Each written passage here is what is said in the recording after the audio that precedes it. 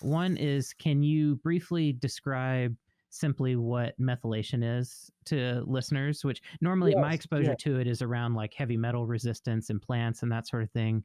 But yeah, just briefly describe what that is, put that in context for listeners. Yeah, so the ATCs and Gs in the genome faithfully replicate themselves in cell division, but there are other marks, almost environmental memories that get written onto the DNA, and that they get written onto the DNA in the form of methylation. They tend to methylate cytosines, Cs in particular.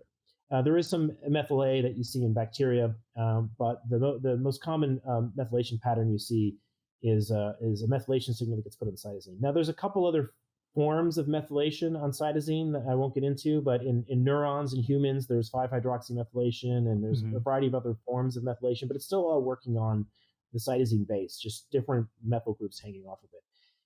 But this is usually something that's done to make the DNA coil and to contract. It's when you add a methyl group, it makes it a more hydrophobic molecule. It's like adding more carbon to it makes it greasier, and so the DNA changes properties, and the methylation tends to also attract other histones and other proteins to it to wrap the DNA and coil it.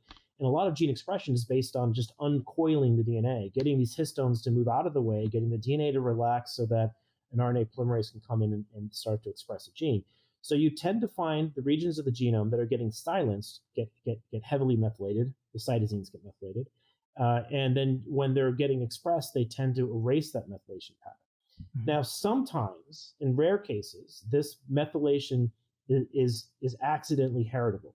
It gets moved through sperm and meiosis and into. They've shown in rats and mice that there can be methylation signals and small RNA molecules that transfer environmental information into the offspring.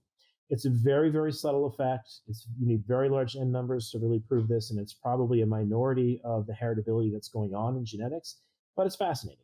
It's one of these things that's brought back the debate between Darwin and Lamarck. This whole Darwinian genetics, nature versus nurture.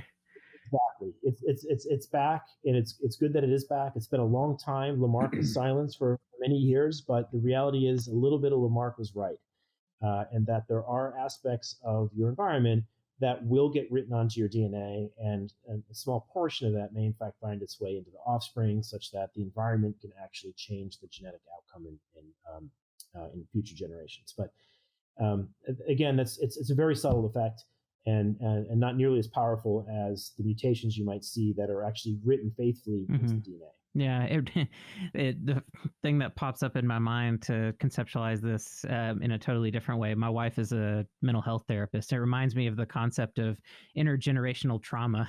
It's like, these subtle things that can, get passed on that relate to how, somebody grew up and their environment and everything.